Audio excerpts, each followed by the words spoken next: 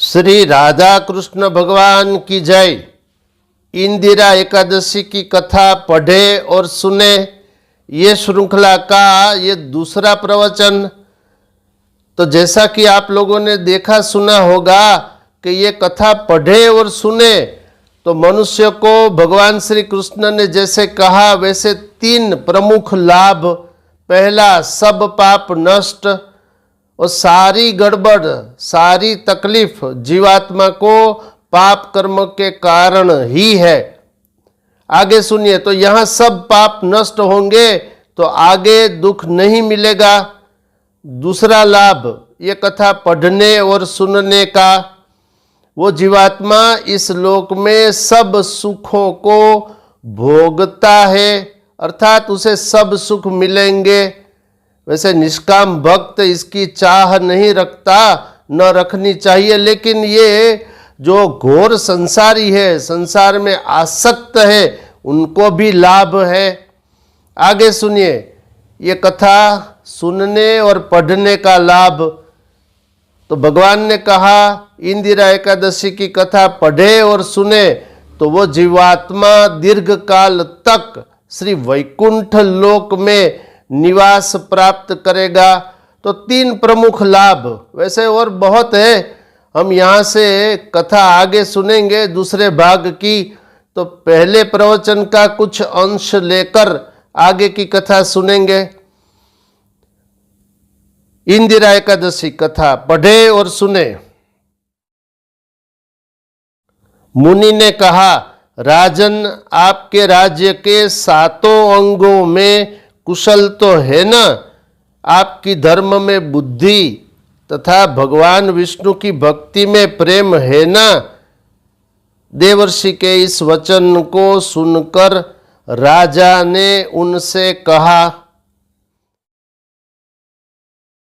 अब यहाँ से दूसरे भाग की कथा प्रारंभ। राजा ने कहा, देवर्षे, आपकी कृपा से मेरा हर प्रकार से कुशल है।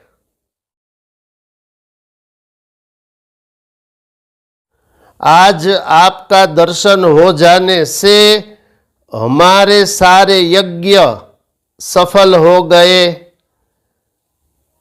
नारद जी ने कहा, हे राजश्रेष्ठ, आप मेरे विस्मित करने वाले वचन को सुने। राजन, मैं ब्रह्मलोक से यमलोक में गया। यमराज ने मेरी भक्ति पूर्वक पूजा की और मैं श्रेष्ठ आसन पर बैठा। धर्मशील तथा सत्यवक्ता पुरुष यमराज की सेवा में थे।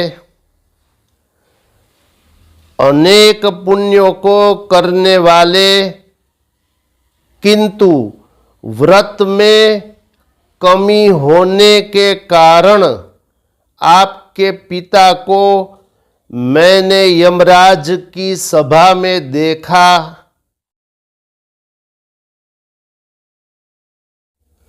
उन्होंने जो संदेश दिया है उसे आप सुने। हे ब्राह्मण, माहिष्मति के प्रख्यात राजा इंद्रसेन से आप कहना कि पूर्व जन्म में उद्भूत किसी पाप के कारण मैं यमराज के सन्निकट हूँ। हे पुत्र, इंदिरा एकादशी के व्रत से उत्पन्न पुण्य को मेरे लिए दान करके तुम मुझे स्वर्ग में भेज दो।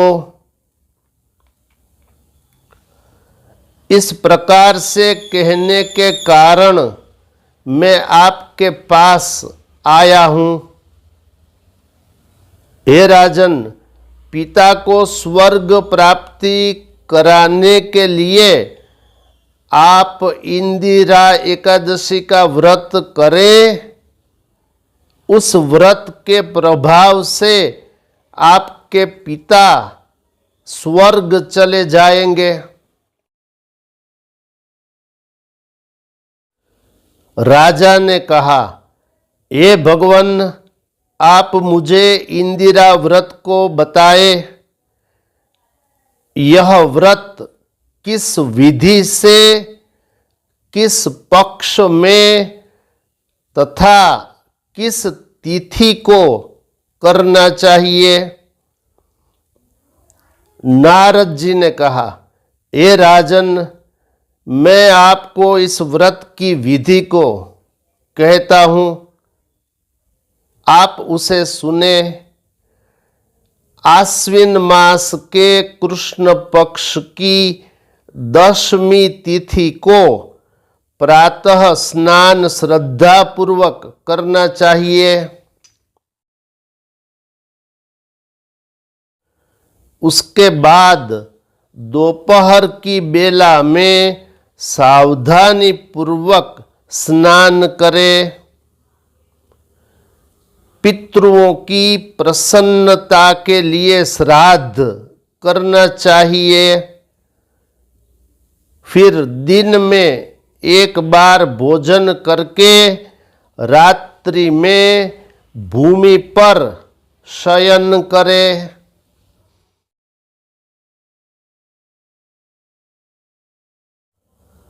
पुनः स्वच्छ प्रभात होने पर एकादशी के दिन दत्तौन किए बिना मुख को धो ले। इसके पश्चात भक्ति भाव से उपवास करने का नियम करे और यह कहे, हे पुंडरीकाक्ष, आज निराहार रहकर सब भोगों का परित्याग करके मैं कल भोजन करूंगा।